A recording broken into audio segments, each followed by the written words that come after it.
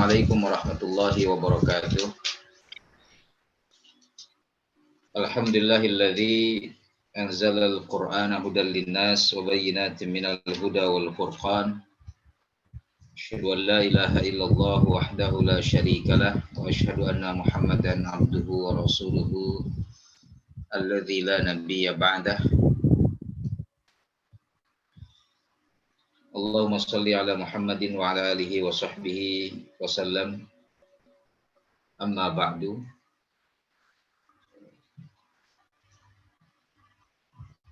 Ikhwafillah, Saimin wa Saimat rahimakumullah. Alhamdulillah, puji syukur kepada Allah Subhanahu wa taala. Pada kesempatan pagi menjelang siang ini kita masih diberikan nikmat sehat, kesempatan umur oleh Allah Subhanahu wa taala.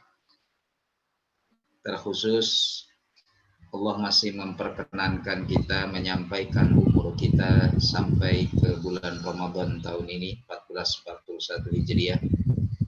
Ini sebuah nikmat yang sangat besar yang kita dapatkan, kita rasakan saat ini, di saat mungkin ya ada saudara-saudara kita yang saat ini sedang diuji sakit oleh Allah Subhanahu wa taala dan tidak bisa melaksanakan ibadah saum seperti halnya kita melaksanakan secara normal, atau saja kita tidak lagi bisa bersaum bersama dengan orang tua kita. Tahun lalu masih bersama, tetapi tahun ini kita sudah tidak lagi bersama dengan beliau-beliau karena memang Allah Subhanahu wa taala telah memanggil orang tua kita terlebih dahulu.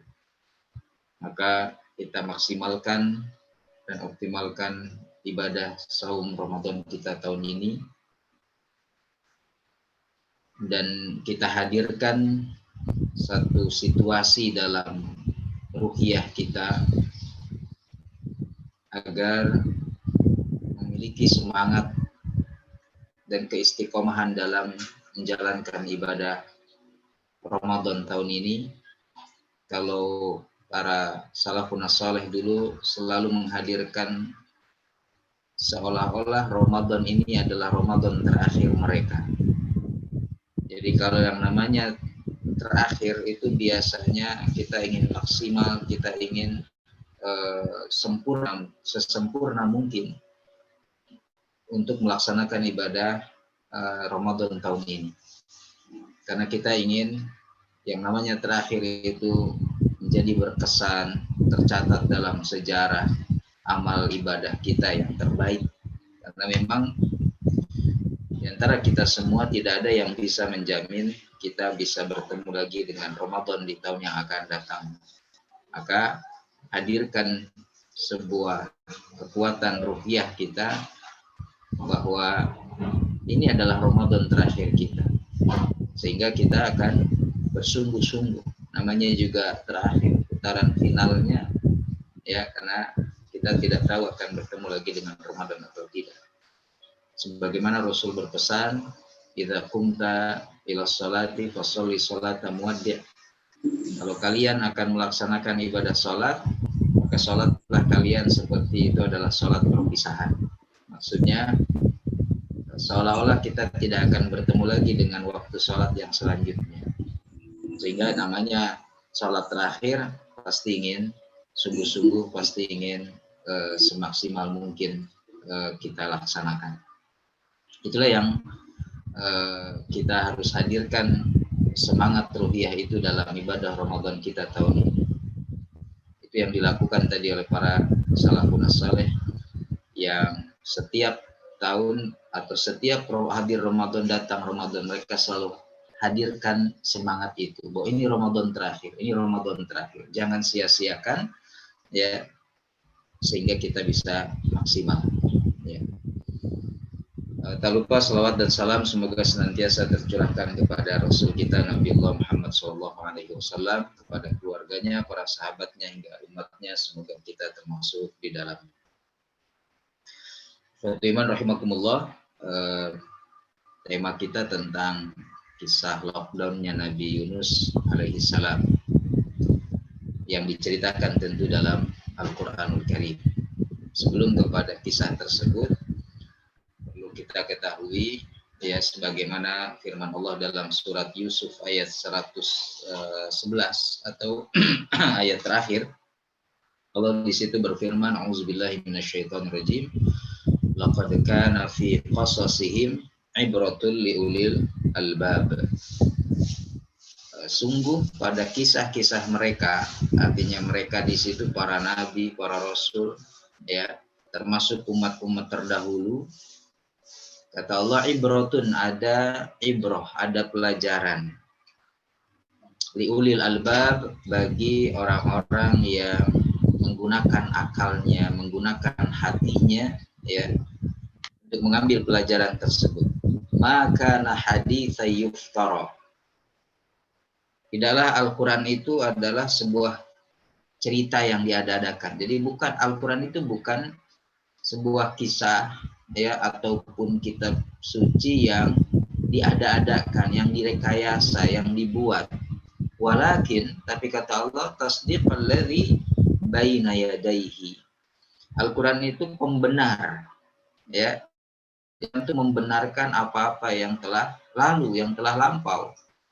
Artinya, kalau kita berbicara teks kisah-kisah dalam Al-Quran, maka kita harus yakin bahwa kisah di dalam Al-Quran itu bukan dongeng, ya, bukan seperti buku-buku cerita, ya, bukan seperti buku-buku komik dan lain sebagainya. Tetapi kisah dalam Al-Quran itu semua benar adanya, ya, pernah terjadi, ya, walaupun kita tidak menyaksikan, tetapi Al-Quran itu membenarkan. Sehingga kita harus mengimani apa yang ada di dalam Al-Quran, termasuk kisah-kisahnya. Wajar pembuka Al-Quran di surat Al-Fatihah, surat Al-Baqarah saja, di situ disebutkan dzalikal kitabu la raiba fihi. Artinya kita sudah menghadirkan dalam hati kita bahwa Al-Quran itu tidak ada keraguan apapun tentang Al-Quran. Ya, di dalam Al-Quran itu tidak ada keraguan. Yakin, mau itu tentang hukumnya, mau itu tentang kisah-kisahnya, tentang surga nerakanya, ya, kabar gembira ataupun peringatannya, itu semuanya adalah benar dan wajib kita imani, wajib kita yakini, ya. Wa tafsila kulli syai'in, dan Al-Quran itu juga menjelaskan segala sesuatu, merinci, ya. Artinya dengan Al-Quran segala sesuatunya menjadi jelas, ya. Apapun sikap seorang mukmin dalam menghadapi semua masalah, ya, kalau dia merujuk kepada Al-Quran maka beres insyaallah, ya. In tanaza'tum fi syai'in farudduhu ila Allah wa Rasul. Ya, ketika kita ada perselisihan, ada masalah atau apapun, kembalikan kepada Allah dan Rasulnya, itu Al-Quran dalam hal ini, ya, dan hadis Rasulullah SAW, maka insya Allah akan beres, akan selesai, akan kita temukan solusinya. Jadi solusi kehidupan kita itu nggak jauh-jauh ada dalam Al-Quran, ada dalam lembar demi lembar, ya, ayat demi ayat di dalam kitab suci Al-Quran. Itu kita harus yakini. Maka ketika kita mulai kembali kepada Al-Quran, maka sebenarnya kita sedang memulai memperbaiki kehidupan kita. Ya, kalau seseorang bukan saja di bulan Ramadan, tapi mungkin titik poinnya adalah di bulan Ramadan ini, muntolak, ya, titik tolaknya adalah di bulan Ramadan, ya, dia kembali kepada Al-Quran, maka yakin dia sedang memperbaiki kehidupan, ya. Allah sedang Al-Quran. Wahudan, dan Al-Quran itu sebagai petunjuk, warahmatan liqaumi yu'minun, dan sebagai rahmat bagi kaum yang beriman. Nah, itu menjadi sebagai landasan dulu, ya, landasan kita dalam meyakini setiap kisah, ya, dalam meyakini setiap berita yang ada di dalam Al-Quran. Kita harus yakini semuanya benar, termasuk kisah nanti, ya, tentang Nabi Yunus yang insya Allah akan disampaikan pada kesempatan hari ini, ya, bahwa semuanya adalah benar. Kita tinggal ambil ibrah, tinggal ambil pelajarannya, ya, ketika kita membaca atau mendengarkan kisah-kisah itu. Nanti kita akan kaitkan juga dengan konteks kita sama zaman sekarang. Baik, Fatimah rahimahumullah, istilah ini muncul istilah yang sekarang ini luar biasa viralnya. Minimal dalam 2 bulan terakhir ini istilah ini begitu viral. Ya, mungkin dari sejak awal tahun lah, ya, karena musibah atau pandemi COVID-19 ini kan memang diawali di akhir tahun 2019 di bulan Desember. Makanya dikasih kodenya itu COVID-19 gitu ya. Istilah itu adalah lockdown. Ya, istilah ini hampir jarang didengar oleh kita karena memang istilah ini digunakan dalam kondisi sangat-sangat darurat. Ya, dalam kondisi yang sangat emergensi gitu ya, sangat mendesak. Kita jarang mendengar istilah lockdown karena memang di dalam perundang-undangan negara kita pun istilah itu tidak ada, hanya di undang-undang itu istilahnya karantina. Ya, mungkin lockdown kan karena dari bahasa Inggris gitu ya. Artinya isolasi, ya, karantina, ya, satu tempat, satu negeri gitu ya, ataupun individu ya, untuk dia tidak melakukan aktivitas seperti biasanya. Nah, ternyata istilah lockdown itu bukan saja istilah yang baru, ya. Kalau dari segi ucapannya mungkin baru, dari segi linguistik bahasanya memang baru, tetapi dari segi esensinya istilah lockdown itu sudah ada sejak sebelum kita, ya. Hanya tidak disebut dengan istilah lockdown. Nah, ini yang saya sampaikan bahwa Nabi Yunus alaihissalam adalah salah seorang manusia sekaligus Nabi Rasulullah yang mengalami peristiwa lockdown tadi. Ya, yang mengalami peristiwa lockdown. Pertama, kepada Nabi Yunus alaihissalam dulu secara biodatanya, ya, secara biodatanya ataupun nasab keturunannya, ya. Nabi Yunus itu disebut Yunus bin Matta, ya. Beliau adalah keturunan dari Benyamin. Benyamin ini putranya Nabi Yakub alaihissalam. Ya, kita tahu ada Yusuf, ada Benyamin, ya, ada Yahuda dan lain sebagainya. Nah, Benyamin itu kan anaknya Nabi Yakub. Nabi Yakub putranya Nabi Ishak, dan Nabi Ishak adalah putra dari Nabi Ibrahim alaihissalam. Sehingga ya, Nabi Yunus itu juga bagian dari keturunan Nabi Ibrahim alaihissalam. Sehingga memang tapi perlu diluruskan, ya, bahwa kenabian, kerasulan itu bukan karena faktor genetik, ya. Karena memang sebagian orang bahkan di zaman Rasulullah SAW orang-orang musyrik di Mekah itu menganggap kenabian dan kerasulan itu adalah faktor genetik. Jadi kalau ayahnya atau kakeknya dari atasnya itu seorang nabi, seorang rasul, ya, maka nanti anaknya, cucunya juga nabi dan rasul. Itu anggapan mereka. Makanya ketika orang-orang musyrik, ya, Abu Lahab, Abu Jahal dan yang lainnya, ya, mendapati putra-putra Nabi Muhammad SAW wafat semuanya sebelum Nabi Muhammad. Rasul punya anak laki-laki itu 3, tapi ketiga-tiganya itu lebih dulu wafat, ya, mendahului sang ayah, mendahului Rasulullah SAW. Ya, ada Abdullah, ada Qasim, kemudian Ibrahim. Ini wafat semuanya jauh sebelum Rasulullah wafat. Ya, yang tersisa nanti tinggal 4 anaknya yang perempuan. Itu pun satu persatu juga lebih dulu wafat. Yang tersisanya Fatimah Zahra. Nah, ketika anak laki-laki Rasulullah ini wafat semuanya, maka orang-orang musyrikin menyebutkan Rasulullah sebagai abtar. Itu ada dalam surat Al-Kautsar, ya. Abtar itu artinya terputus. Hanya dalam bahasa mereka diartikan, kalau bahasa kita itu mandul. Ya. Sehingga istilah mandul di kalangan orang jahiliyah saat itu bukan nggak punya anak. Kalau kita kan disebut mandul itu tidak punya anak. Ya. Tapi mandul itu menurut orang jahiliyah adalah orang tua yang tidak punya anak laki-laki, atau bahasanya orang tua yang tidak ada pelanjut atau penerus dari anak laki-laki. Sebab kita tahu bangsa jahiliyah itu sangat malu kalau punya anak perempuan, ya. Jadi mereka sangat malu.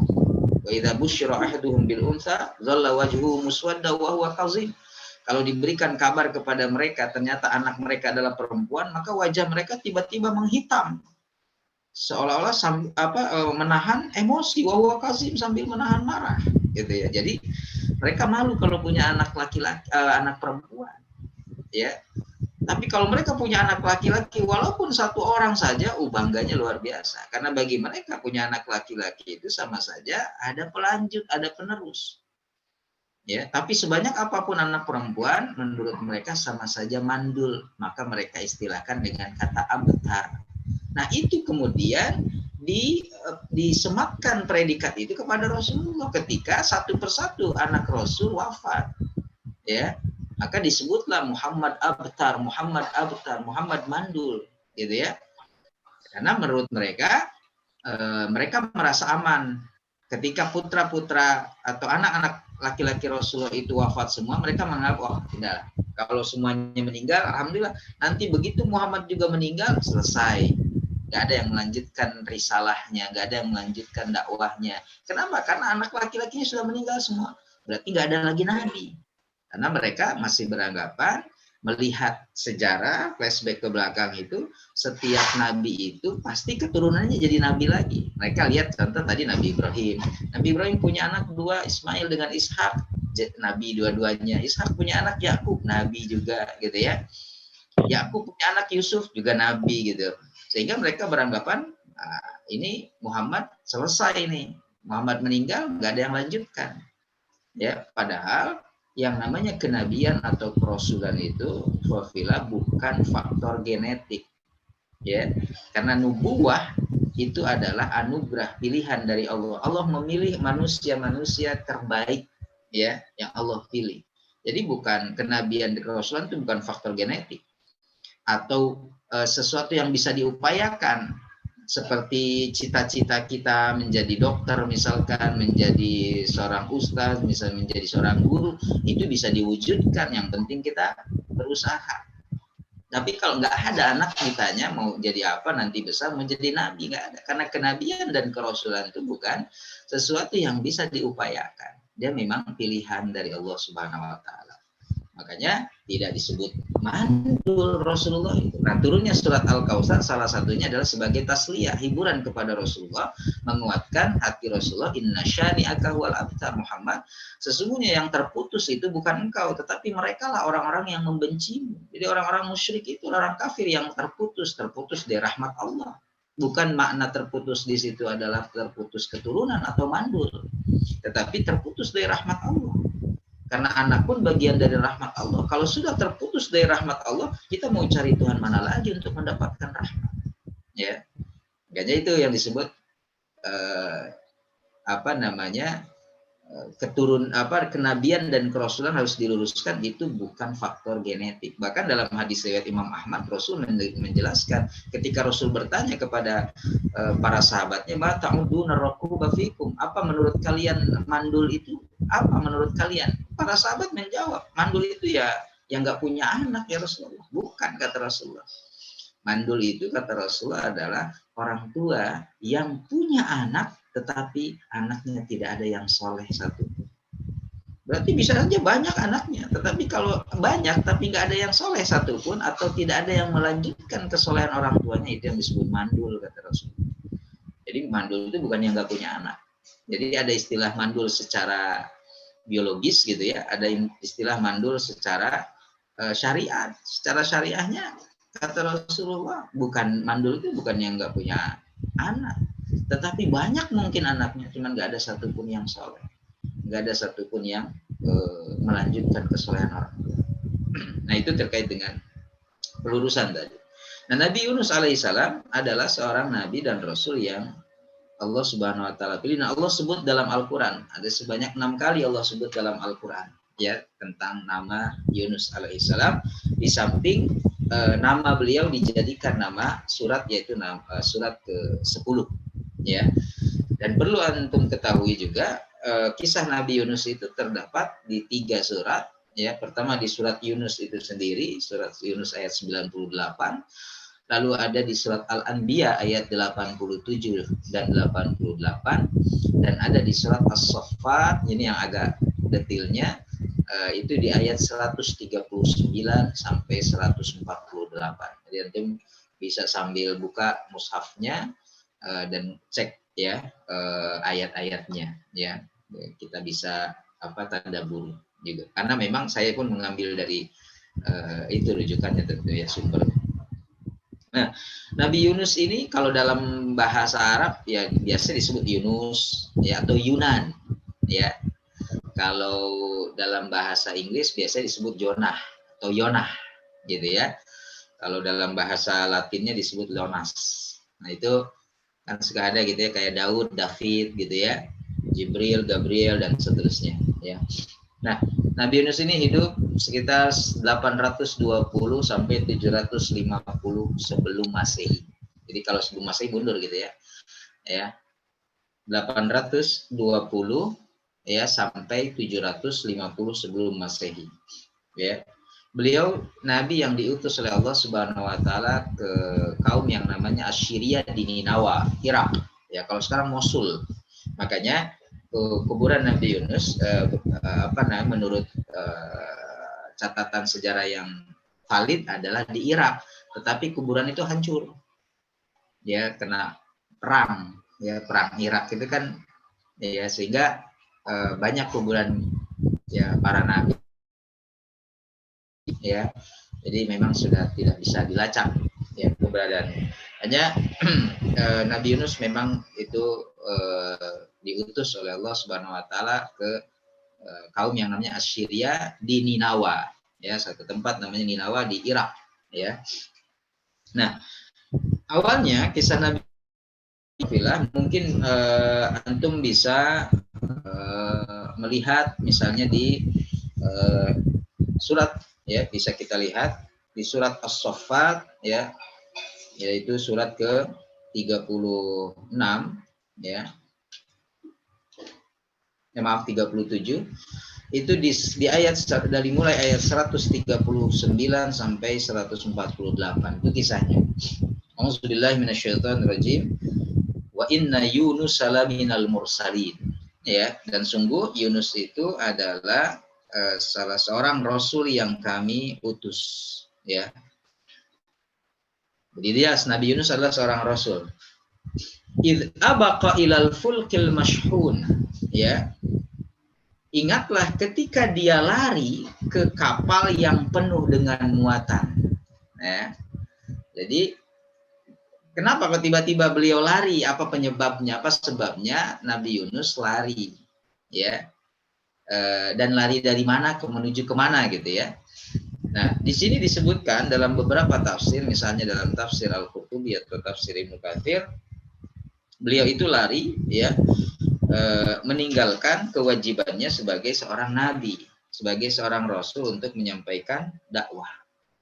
Ya, jadi Nabi Yunus kan tadi diutus ke negeri tadi di Ninawa Irak, ya beliau menyampaikan dakwah, menyampaikan risalah Allah Subhanahu wa taala, tauhid.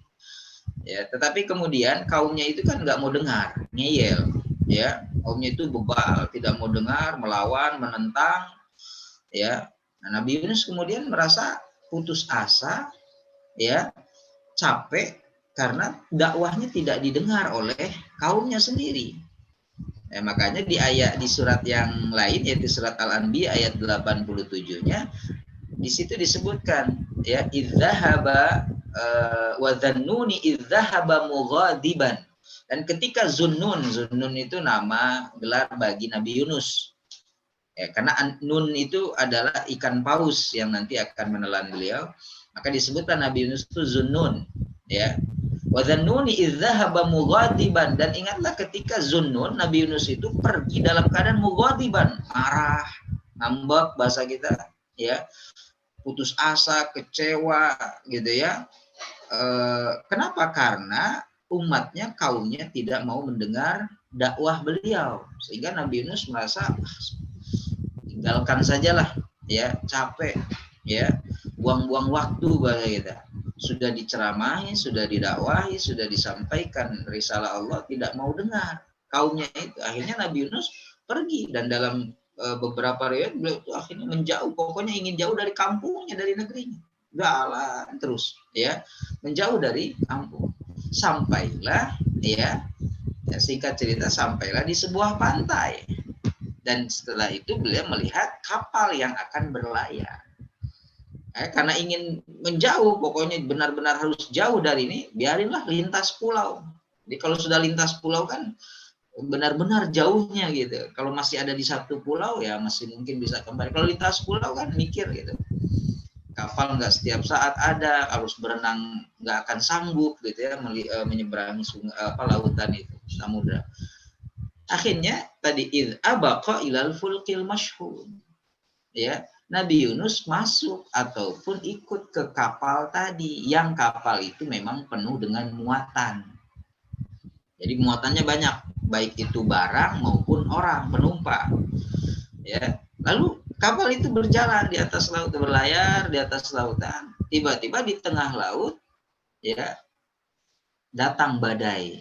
Ya, datang badai. Masya Allah di lautan datang badai, topan, ya. Dan kapal goyang, oleng, ya, bahkan mau tenggelam, mau karam. Lalu dibuatlah kebijakan oleh sang nahkoda dan pemilik kapal, ini harus ada barang yang dibuang. Bahkan kalau perlu orang pun harus dikeluarkan dari kapal itu. Mungkin bahasanya lebih baik mengorbankan 1-2 orang, ya. Yang penting selamat semuanya, ya. Makanya barang satu persatu dibuang, ternyata dilempar ke lautan, ternyata masih berat nih, masih oleng. Ya, ini ada orang yang harus dibuang juga. Lalu diadakanlah undian, dibuatlah Qur'ah undian. Ya, ternyata begitu undian pertama, nama Nabi Yunus keluar. Ya, nama Nabi Yunus keluar. Nah, penumpang yang lain merasa Nabi Yunus tidak layak untuk dilemparkan ke laut. Dia orang baik gitu. Ya, Nabi Yunus orang baik. Akhirnya dibuat undian kedua. Tetap nama Nabi Yunus lagi yang keluar. Sampai undian ketiga pun nama Nabi Yunus. Maka Nabi Yunus menyadari ini adalah kehendak Allah. Makanya di ayat 87 tadi surat Al-Anbiya tadi, fazanna allan naqdiru alaihi. Yunus mengira, ya, perbuatannya lari dari dakwah, perbuatannya lari dari kewajiban amar ma'ruf nahi munkar, dianggap oleh Nabi Yunus tidak akan dipersempit hidupnya oleh Allah Subhanahu wa taala. Tadi nanti akan bahasa ke arah lok. Padahal itulah cara Allah, permulaan Allah melockdown Nabi Yunus. Permulaan Allah kemudian mempersempit hidup Nabi Yunus sebagai sebuah teguran atas sikapnya yang lari dari tanggung jawab atau kewajiban berdakwah. Ya. Lalu singkat cerita akhirnya Nabi Yunus kemudian dengan sukarela yang menceburkan dirinya ke lautan, karena memang sudah 3 kali undian beliau masih tetap kena. Makanya di sini disebutkan juga fasahama fakana minal mudhadin. Ya. Ada undian dan Nabi Yunus lah termasuk yang kalah. Kalah itu maksudnya namanya selalu keluar. Dari sekian banyak penumpang kok nama Nabi Yunus yang keluar saja. Nah, ini kan makanya Nabi Yunus langsung memuhasabah dirinya. Ya, bahasa kita ini kalau penumpangnya 100, ya, kalau undian pertama bolehlah nama Nabi Yunus misalnya yang keluar. Tapi kok kedua, ketiga masih nama beliau. Nah, makanya Nabi Yunus anggap ini memang takdir, ketentuan Allah. Ya, teguran dari Allah Subhanahu wa taala. Ya. Faltaqamahul hutu wa huwa mulim. Akhirnya kemudian apa? Maka dia ditelan. Ya, ditelan oleh ikan besar dalam keadaan tercela. Maksudnya ikan nun itu adalah al-hut, ya, paus biasanya dimakan, ya. Itu ditelan oleh ikan paus karena memang Allah mengutus ikan paus itu untuk menelan. Cuman dalam beberapa tafsir di situ disebutkan Allah berfirman kepada ikan paus, jangan sentuh kulitnya Yunus, jangan sampai ada tulangnya yang patah, jangan sampai ada kulitnya yang terluka. Jadi sebenarnya kalau bahasa kita mungkin ditelannya bulat-bulat lah gitu. Ya. Kalaupun masuk ke dalam perut itu tidak dicerna, ya. Sehingga Nabi Yunus memang selamat sebenarnya, masuk ke dalam perut ikan paus pun selamat, tidak mati gitu ya. Maka Nabi Yunus masuk atau ditelan oleh ikan paus, Huwa mulim dalam keadaan tercela. Tercela tadi kan, karena beliau meninggalkan kewajiban berdakwah. Jadi dalam kondisi seperti itu, ikhwafillah, kalau kita meninggalkan dakwah, kita meninggalkan amar ma'ruf nahi mungkar, di depan kita itu maksiat, di depan kita itu tertuntut kewajiban kita untuk berdakwah, lalu kita tinggalkan, maka kita disebut mulim juga, kita disebut tercela juga, hina, ya. Karena waman ahsanu qawlan mimman da'a ilallah. Siapa yang lebih baik daripada dakwah kepada Allah Subhanahu wa taala? Dakwah itu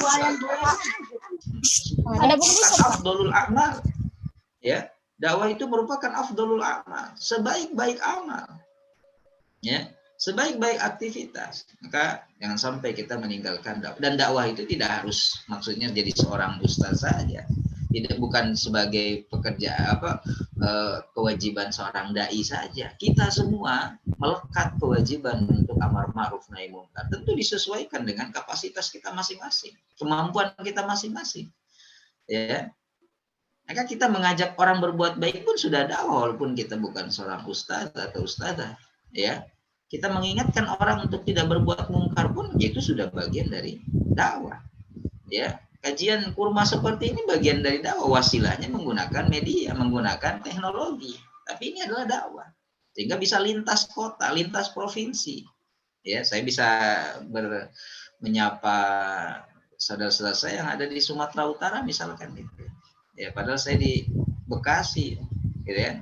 Walaupun dalam kondisi PSBB atau bahasanya lockdown misalkan, kondisi virus COVID-19 ini tidak lantas menyurutkan langkah kita untuk terus berdakwah. Sarananya sudah luar biasa. Dulu di zaman para nabi, para rasul itu sarana masih sangat terbatas. Kita ini sudah melimpah media itu, melimpah sarana itu, wasilah dakwah itu. Kalau kita tidak manfaatkan, apalagi kita lari dari kewajiban itu, maka kita mulim. Kita adalah orang yang tercela, orang yang hina. Falaula annahu kana minal musabbihin. Sekiranya Yunus bukan termasuk orang-orang yang bertasbih. Nah, jadi Nabi Yunus di dalam perut ikan paus itu mengisi hari demi harinya itu dengan tasbih, mengisi hari demi harinya itu dengan zikrullah. Ya. Dalam sebuah riwayat disebutkan 40 hari Nabi Yunus itu berada dalam perut ikan paus. Bayangkan. Ya. Dan ifafillah, kita perlu tahu peristiwa lockdown paling mengerikan dalam catatan sejarah peradaban manusia itu adalah yang dialami oleh Nabi Yunus. Kalau saya melihat itu peristiwa lockdown terparah, paling mengerikan.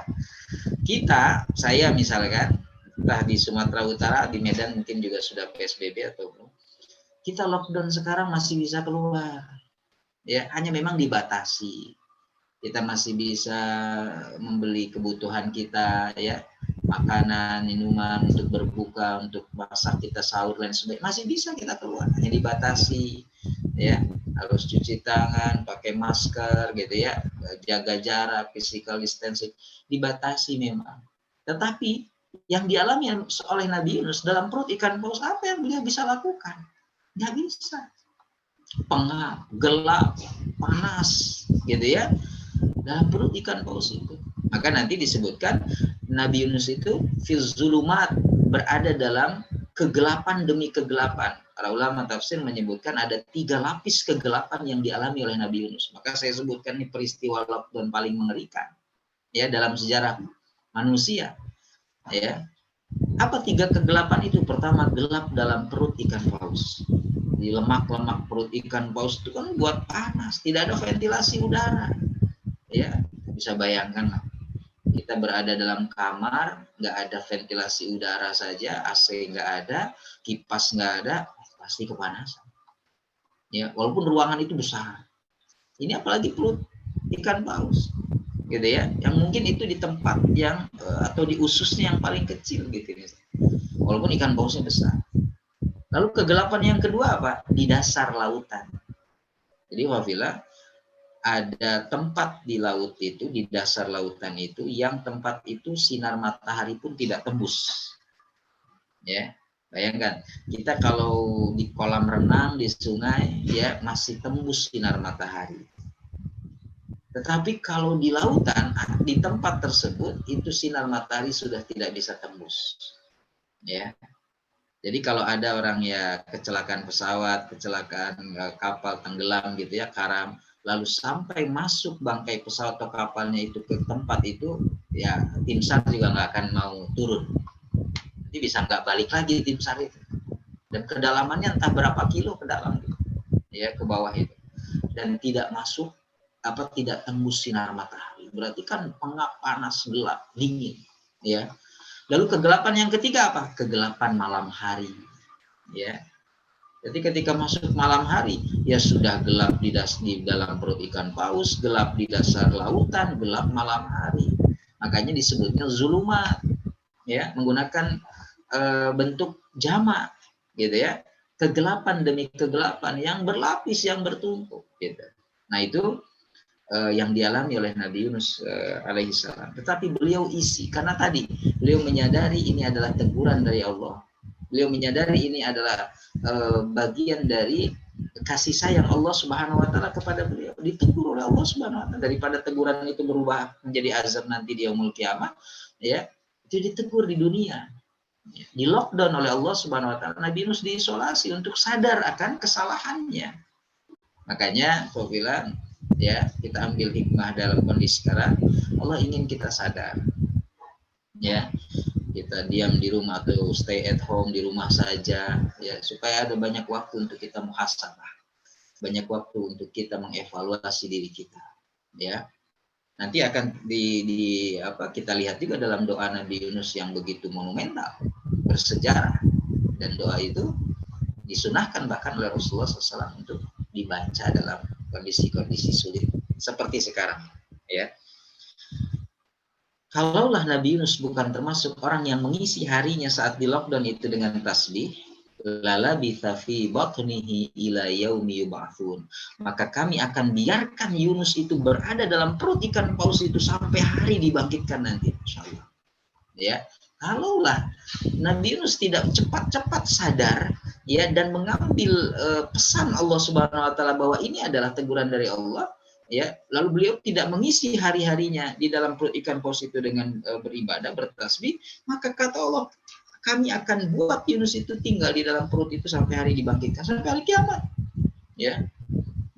Maka kita juga sama. Seandainya lockdown kita tidak menambah dekat kita ke Allah, tidak menambah ibadah kita kepada Allah, amal kita tidak bertambah, ya, kesadaran kita tidak bertambah, hafalan kita tidak bertambah, tilawah kita tidak bertambah. Seandainya masa lockdown kita saat ini tidak kita tambah itu semua, maka lockdown kita lockdown yang rugi, ya, dan kita orang yang merugi dan menyesal. Rugi, nggak ada kenang-kenangan kita. Coba kalau kita ada kenang-kenangan saat lockdown ini, ternyata begitu lockdown sudah berlalu, ada kenangan. Ya, kenangannya apa? Begitu nanti sudah normal, alhamdulillah peristiwa lockdown, misalnya tahun depannya, peristiwa lockdown 2020 COVID-19 itu, alhamdulillah saya bertambah hafalannya 2 juz, ada kenangan. Kalau kita masih diberikan umur, ya. Tapi kalaupun kemudian setelah peristiwa ini kemudian normal kembali, ternyata kita dipanggil Allah Subhanahu wa taala, kenangannya luar biasa, catatan dalam sejarah, ya, abadi, bahwa kita mengisi waktu dan menutup catatan amal ibadah kita itu dengan sesuatu yang sangat bermanfaat, ibadah. Maka buat kenang-kenangan, ya. Manusia itu cuma 2, dikenang baik, dikenang buruknya. Kita mau pilih yang mana, ya? Kita mau pilih mana? Kita mau pilih bagian dari sejarah yang baik atau buruk, ya. Kita sudah diberikan kanvasnya oleh Allah, sudah diberikan penanya, kita mau nulis apa di kanvas kehidupan kita, ya. Kalau kemudian kita menulis, maaf, suara saya masih jelas? Jelas, Ustaz. Alhamdulillah, Ustaz. Oh, jelas. Ya, baik. Saya lihat di chat ada yang tulis nggak ada suaranya, takutnya suara saya tidak masuk. Baik. Ya, jadi tergantung kita. Kita diberikan kanvas kehidupan oleh Allah, penanya sudah ada, tintanya sudah ada, mau kita tulis apa kanvas kehidupan kita. Dan kita mau meninggalkan apa untuk generasi kita yang akan datang, anak cucu kita. Nah, saatnya. Makanya Nabi Yunus, lockdown seperti itu, ya, kata Allah, falaula annahu kana minal musabbihin, kalaulah Nabi Yunus bukan termasuk orang yang bertasbih, pasti dia akan tinggal sampai hari kiamat. Ya. Fanabadnahu bil ara'i wa huwa saqim. Ya. Kemudian kami lemparkan dia ke daratan yang tandus sedang dia dalam keadaan sakit. Kalau dikaitkan di surat Al-Anbiya ayat 87-nya, ya, 87 dan 88. Di ayat 87 di situ Allah berfirman, wa tadi wa dhannuni idzahaba mughadiban fadhanna allan naqdiru alaihi, ya. Fanada fiz zulumat. Gitu. Maka Nabi Yunus dalam kondisi di dalam perut ikan paus, di dalam 3 kegelapan berlapis tadi, beliau berdoa kepada Allah. Apa doanya? Saya yakin antum sudah hafal semua, la ilaha illa anta subhanaka inni kuntu minaz zalimin. Tiada Tuhan selain Engkau ya Allah, Maha suci Engkau, inni kuntu minaz zalimin, sesungguhnya aku termasuk orang yang zalim. Ya. Lalu setelah itu Nabi Yunus diselamatkan oleh Allah Subhanahu. Fastajabna lahu, ya, wa najainahu minal ghammi wa kadzalika nunjil mu'minin. Maka kami ijabah, kami terima taubatnya Nabi Yunus, kami terima kemudian ibadahnya semua, ya. Wa najainahu minal ghammi, dan kami selamatkan dia dari kesulitan, kesedihan. Iyalah, ya. Al-ghamm itu kan intinya kepada awan yang mendung biasanya. Ya. Awan mendung itu kan buat orang menjadi takut, khawatir, hujan, petir, dan lain sebagainya. Nah, kalau kita kaitkan dengan suasana hati kita, kita selalu menyebutkan suasana hati saya lagi mendung. Maksudnya apa? Lagi penuh dengan kesedihan, ya, lagi penuh dengan kegalauan, kegelisahan. Nabi Yunus dalam perut ikan paus, siapa yang gak sedih? Ya, tapi beliau mengisi waktu dengan tasbih dan berdoa kepada Allah. Maka kata Allah, wa kadzalika nunjil mu'minin. Kami selamatkan Yunus dari kesedihan, dan demikianlah kami selamatkan orang beriman. Nah, itu garis bawahi juga itu. Berarti kalau kita mau diselamatkan, bukan cuma Nabi Yunus konteksnya secara pribadi, tapi Allah menyebutkan demikian juga cara kami menyelamatkan orang beriman apa? Karena mereka berdoa, mereka mengakui kesalahannya, taubat. Ya, mari kita lihat pelajaran dari doa Nabi Yunus yang singkat.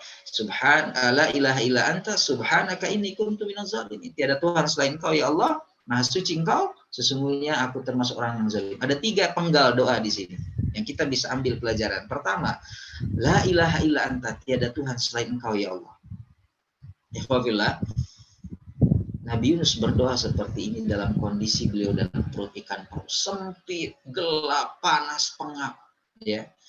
Tapi sesulit apapun kondisi yang beliau alami, tidak pernah menghilangkan ketauhidan beliau. Makanya apabila sesulit apapun kondisi kita sekarang, ya kita harus akui ini kondisi luar biasa sulitnya.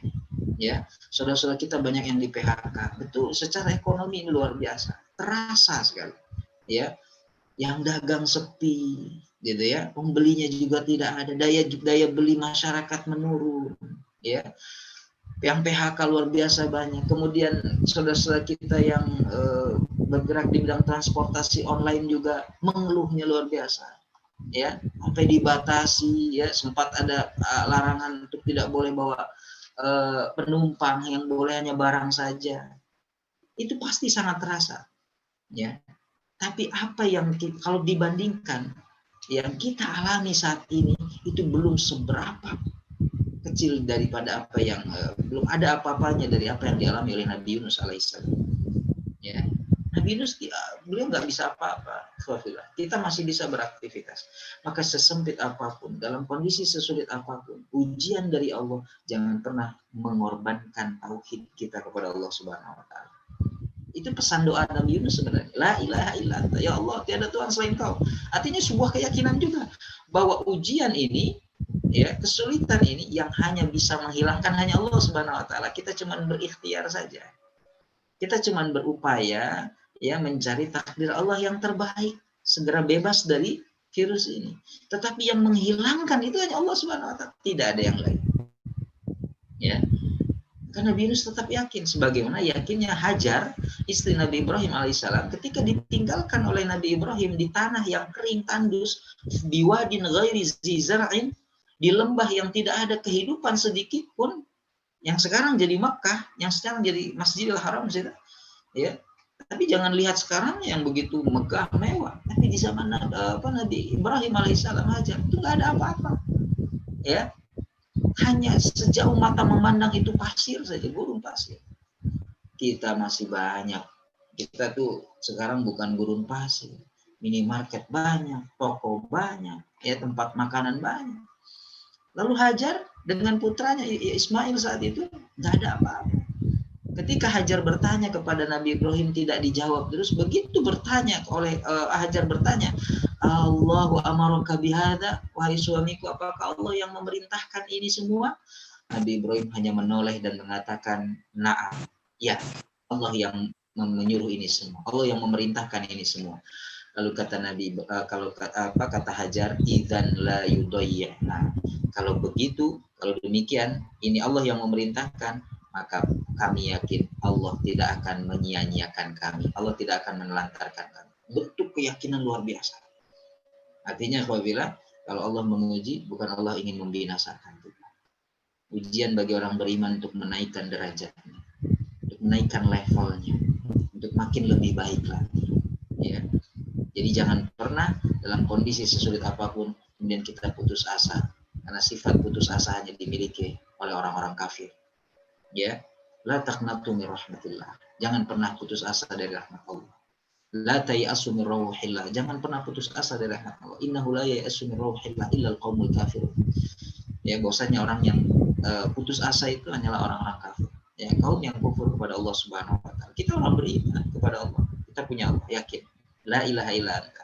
Tiada Tuhan selain Allah. Jadi jangan pernah kita korbankan ketauhidan kita karena kesulitan yang menimpa saat ini. Demikian yang dialami oleh Nabi Yunus. Kemudian yang kedua, subhanaka, maha suci engkau ya Allah. Dalam kondisi seperti itu saja Nabi Yunus masih dengan jujur dan ikhlas memuji Allah Subhanahu wa taala, bukan malah mencaci Allah. Kondisi seperti ini saat ini kita sekarang bukan malah menyalahkan Allah, bukan malah mencaci, ya Allah kenapa kepada kita. Ya, kita menganggap Indonesia ini negara Islami, religius. Harusnya ke sana aja, ke Amerika misalnya. Harusnya ke Israel saja. Ya. Tidak. Subhanaka. Ya, Nabi Yunus tidak mencaci Allah. Ya. Nabi Yunus tetap memuji Allah dalam kondisi seperti itu. Ya. Mungkin ada orang yang tidak sih mencaci, tapi nggak memuji juga.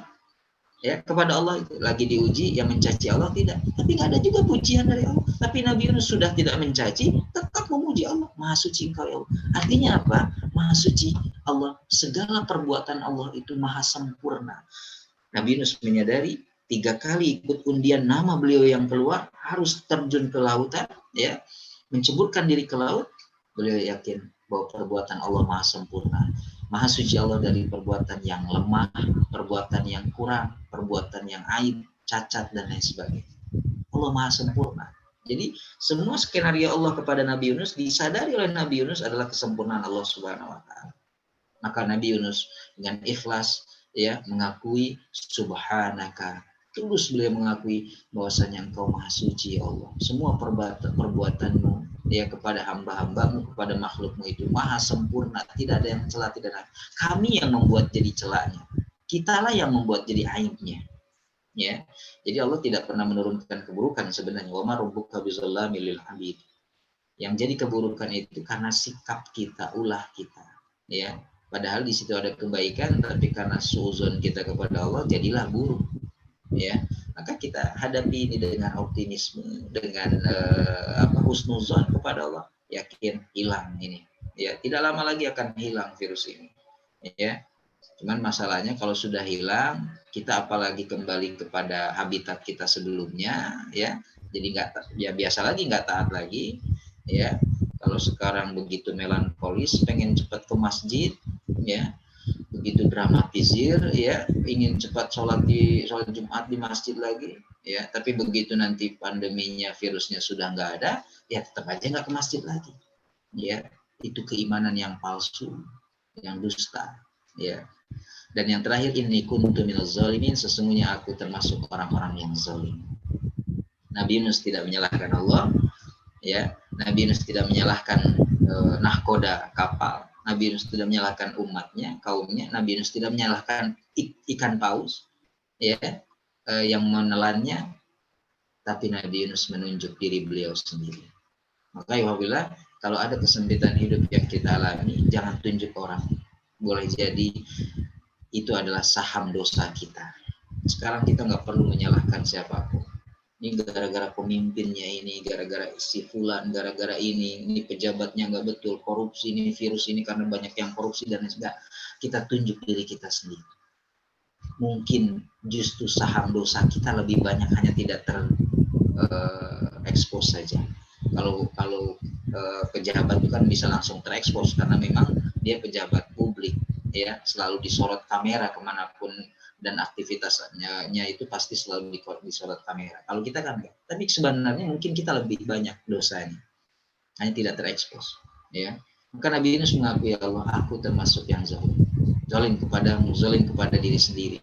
Itu juga yang dilakukan oleh Nabi Adam alaihissalam ketika melanggar perintah Allah, larangan Allah. Maka Adam dan Hawa doanya, Rabbana zalamna anfusana. Lihat, Adam nggak menyalahkan iblis yang menggodanya luar biasa, karena memang itu sudah tugas iblis. Yang salah itu kenapa kita kegoda, kan begitu. Makanya nanti iblis di yaumul kiamah dalam Al-Quran kan disebutkan dia berlepas diri. Kita nuntut pada iblis, pada setan, kata iblis, ya salah sendiri kenapa ngikut saya, karena memang tugas saya menggoda, mengajak menjerumuskan orang pada keburukan. Salah antum kenapa mengikuti saya, ya, karena masih banyak orang yang istiqomah tidak mau mengikuti iblis. Nah, antum ngikutin berarti salah antum. Ya, jadi iblis pun tidak bisa disalahkan, berlepas diri dia nanti. Ada khutbah iblis nanti kan di yaumul qiyamah, ya. Nah, itu hikmah dan pelajaran yang bisa kita ambil dari kisah Nabi Yunus, ya, di lockdown oleh Allah Subhanahu wa taala. Setelah itu Nabi Yunus dikeluarkan oleh Allah Subhanahu wa taala dari perut ikan paus dan kembali oleh Allah, diperintahkan untuk kembali ke kaumnya di Ninawa, di Irak. Dan setelah itu kaumnya akan yang di sini disebutkan wa arsalnahu ila mi'ati alfin aw yazidun. Kami utuskan atau kami kirim Yunus itu kepada 100.000 orang, bahkan lebih. Artinya semuanya beriman kepada. Kalau dulu Nabi Yunus itu dakwah sulit sekali diterima, nggak ada satupun yang mau beriman, ya. Tapi begitu setelah peristiwa lockdownnya beliau mengakui dosa dan kesalahannya, kehilafannya, meninggalkan tugas dan kewajibannya sebagai dai, maka Nabi Yunus kemudian diberikan balasan oleh Allah, diutus kepada 100.000 kaum. 100.000 zaman dulu banyak sekali, ya, bahkan lebih kata Allah, dan semuanya beriman kepada Allah Subhanahu wa fa'amanu famatta'nahum ilahin, sehingga mereka beriman, karena itu kami anugerahkan kenikmatan hidup kepada mereka hingga waktu yang sudah ditentukan. Itu juga disebut dalam surat Yunus ayat 98. Jadi setelah itu Nabi Yunus hidup damai, aman, sejahtera dengan umatnya. Kenapa? Karena beriman kepada Allah Subhanahu wa taala. Nabi Yunus bisa mengambil pelajaran dari lockdownnya beliau, diisolasinya beliau, ya, oleh Allah Subhanahu wa taala.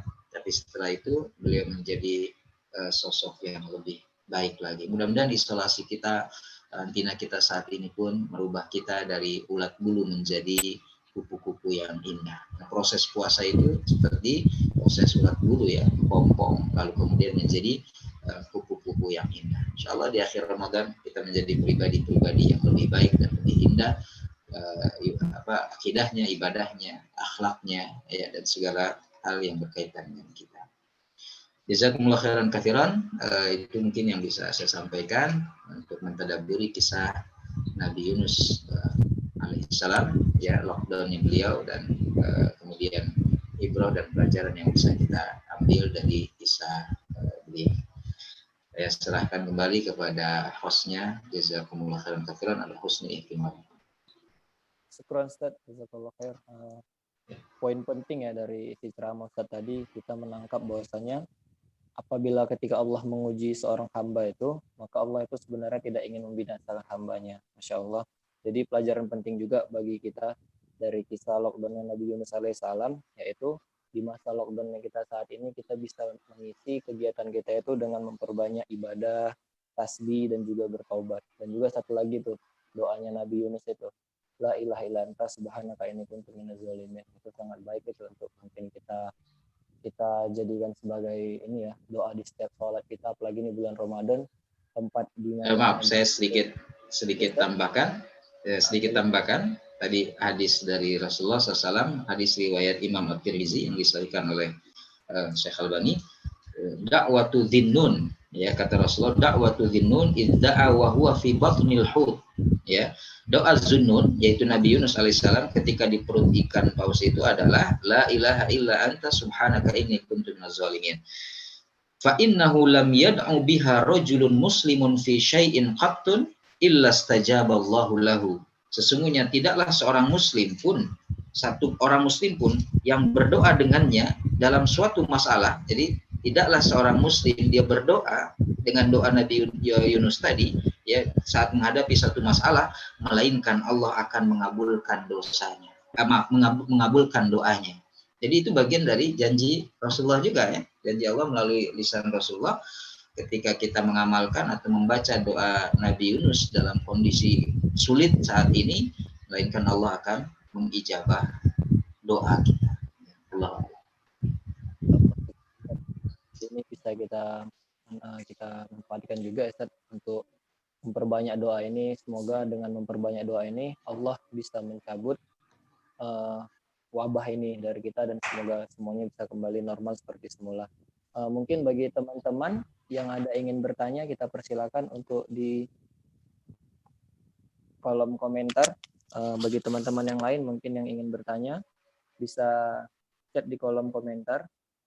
Nah, kita masih ada beberapa menit ya. Insya Allah kita akan akhirnya nanti di 11.30. Bagi teman-teman kita persilakan.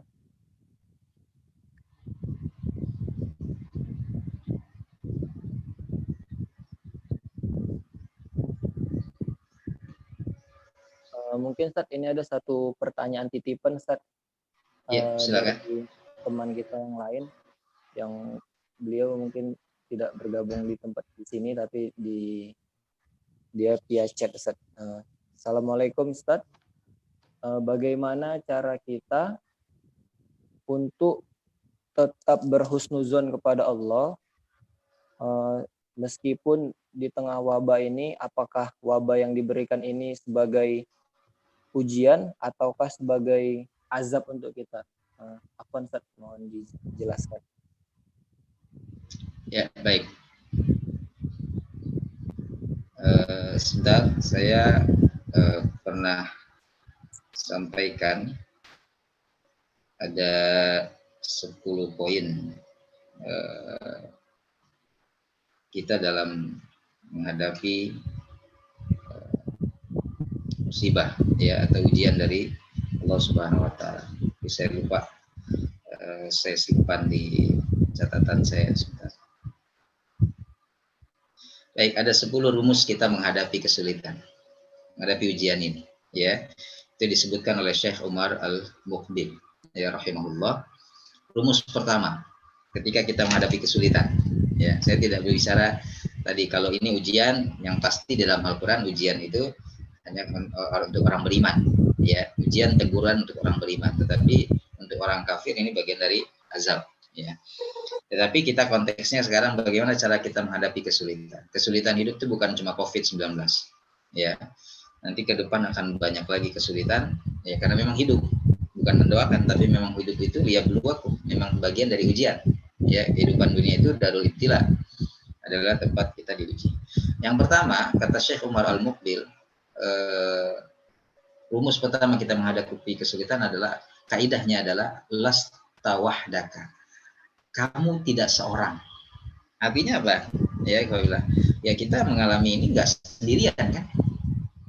Jadi kalau bukan hanya COVID, kita bicara secara keseluruhan. Kalau kita sedang mengalami kesulitan, jangan merasa kita loh paling sulit, kita paling menderita, ya. Tapi kita itu nggak sendiri. Ya, makanya Rasulullah mengajarkan kalau kita mau tahu kesulitan orang, lihat yang paling rendah, paling bawah kondisinya, sehingga kita tidak kehilangan syukur kita kepada Allah. Kita sakit, ya, masih di rumah, coba berkunjung ke rumah sakit, lihat yang saudara-saudara kita yang lebih sakit, jauh lebih parah. Nah, kita merasa, oh iya, saya nggak sendirian. Ya. dan kemudian menumbuhkan syukur kita. Yang kedua, kaidah al-tsaniyah, kaidah yang kedua adalah la yuqaddirullahu syai'an illa li hikmah. Allah tidak akan menakdirkan sesuatu kecuali di situ ada hikmah. Itu yakinkan dulu. Karena semua perbuatan Allah tidak sia-sia. Tidak ada Allah membuat sesuatu dengan sia-sia. Sekedar permisalannya nyamuk saja itu enggak sia-sia. Bahasa kita, buat apa Allah nyiptain nyamuk, makhluk kecil ya, nggak kelihatan bahkan nyebelin dan lain sebagainya. Untuk apa?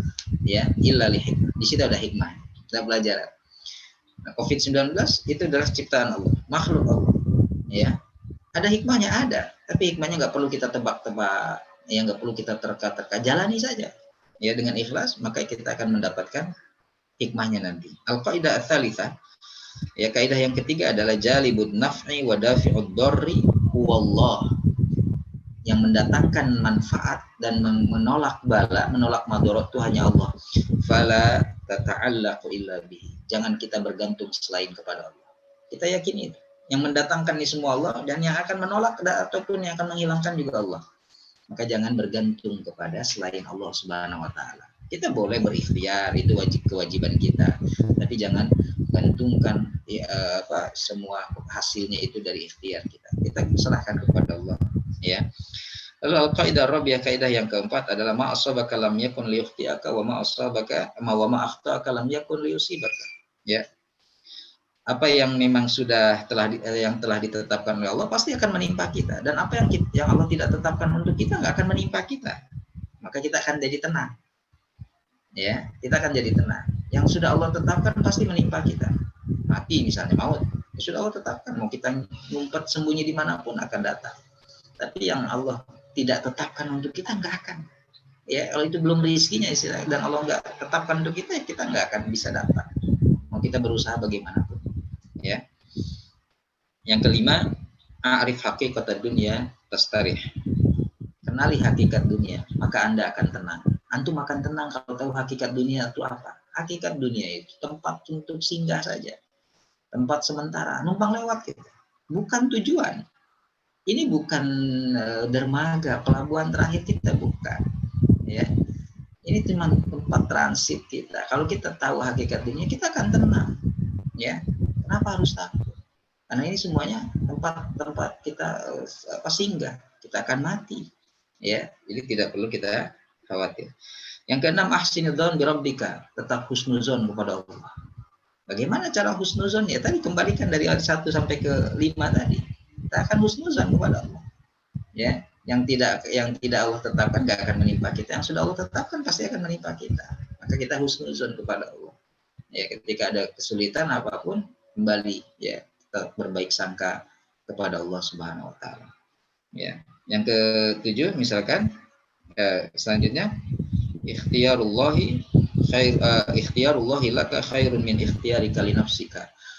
Pilihan Allah bagaimanapun tetap yang terbaik dibandingkan pilihan kita untuk kita sendiri. Jadi pilihan Allah untuk kita itu tetap yang terbaik. Yakinkan itu. Maka itu akan tumbuh husnuzon kita.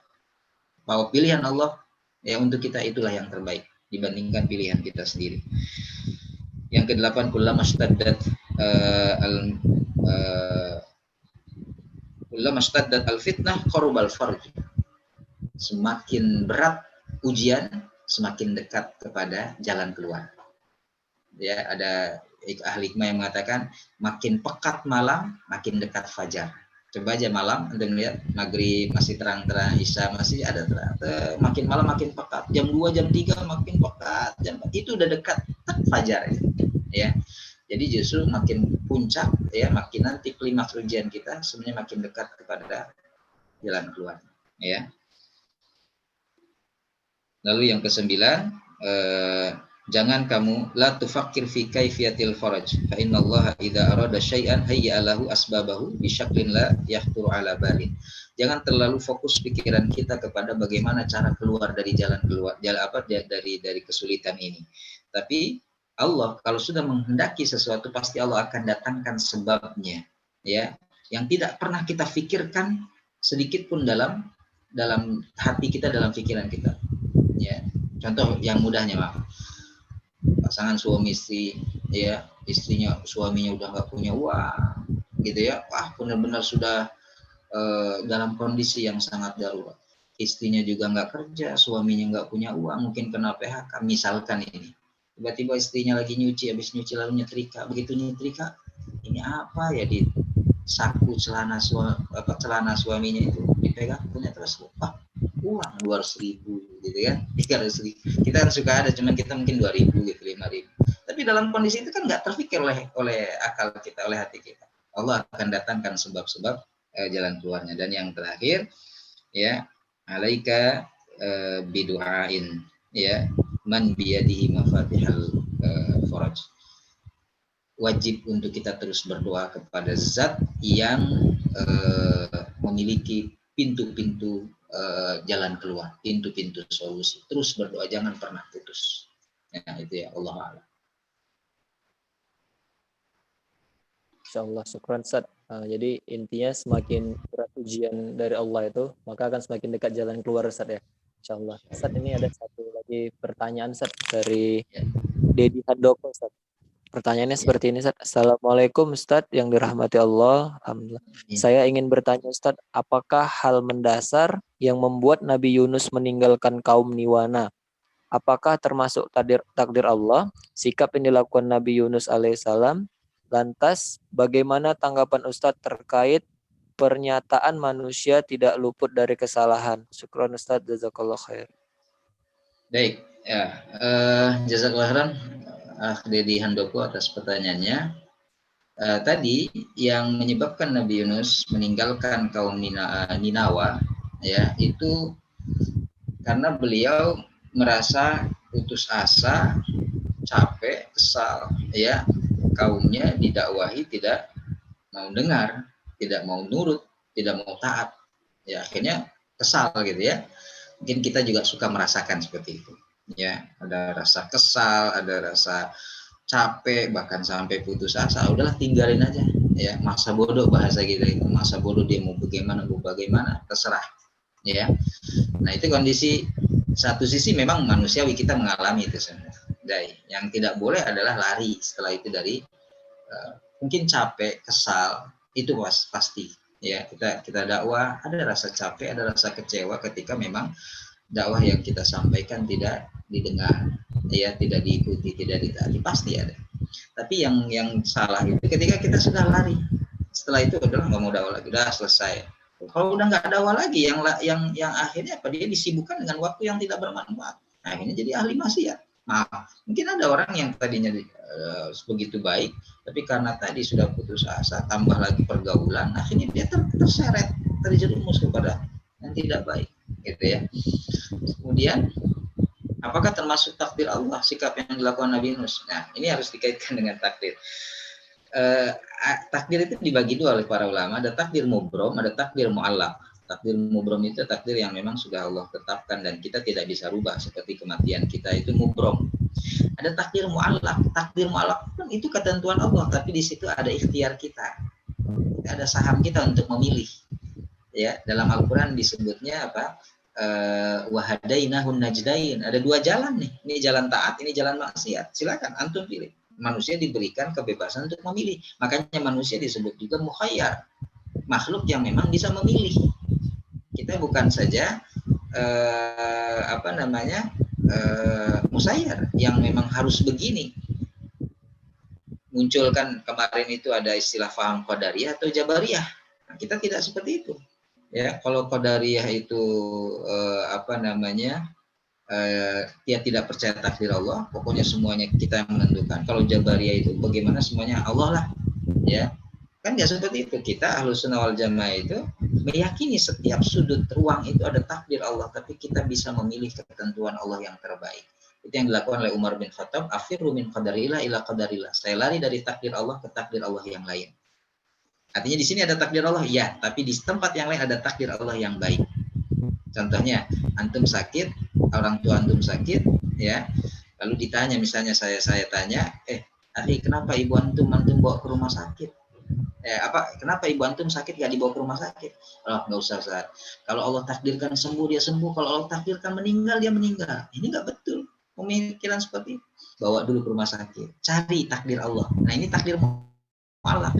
Cari takdir Allah yang terbaik, yaitu apa? Kesembuhan. Karena kita ke rumah sakit itu bukan untuk menghindari kematian, tetapi untuk mengikhtiarkan kesembuhan. Nggak ada yang gini, kenapa ibu antum dibawa ke rumah sakit, akhi? Biar nggak meninggal, Ustaz. Enggak, supaya sembuh. Ikhtiar. Kita berikhtiar, berobat. Yang menyembuhkan Allah. Dokter itu cuma mengobati. Yang menyembuhkan Allah Subhanahu wa Ta'ala. Ya. Gitu. Jadi ini bagian dari takdir Allah. Sikap Nabi Yunus begitu ya, tapi Nabi Yunus memilih lari. Beliau sebenarnya bisa milih takdir Allah untuk tetap bertahan, tapi beliau milih itu, maka berlaku takdir Allah, yaitu hukuman ataupun teguran dari Allah Subhanahu wa Ta'ala. Ya, setiap pilihan ada ketentuan Allah Subhanahu wa Ta'ala.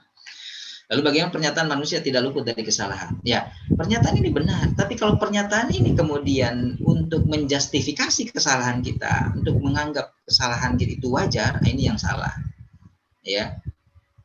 Walaupun kita ini manusia tidak luput dari kesalahan, bukan berarti itu menjadi dalih bahwa kita bisa terus berbuat salah. Kita harus memilih untuk jadi yang tidak melakukan kesalahan yang sama. Kita harus memilih untuk bisa lebih baik lagi.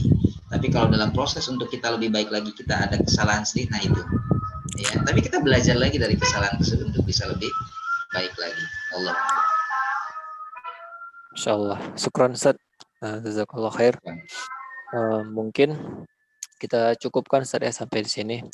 Beberapa poin penting yang kita dapatkan dari isi kajian Ustaz tadi, yaitu mari kita sama-sama untuk mengisi lockdownnya kita ini dengan memperbanyak ibadah, tasbih, dan juga memperbanyak doa kepada Allah Subhanahu wa Ta'ala. Semoga lockdown di khususnya negeri kita ini segera berakhir, khususnya Jakarta Ustaz ya. Insyaallah Ustaz lagi di Jakarta Ustaz ya. Insyaallah. Semoga semua kembali normal ya Ustaz ya. Semoga Ustaz dan keluarga juga dalam lindungan Allah Subhanahu wa Ta'ala. Syukran Ustaz, jazakallah khair. Mungkin ini kita akhiri. Assalamualaikum warahmatullahi wabarakatuh. Waalaikumsalam warahmatullahi wabarakatuh.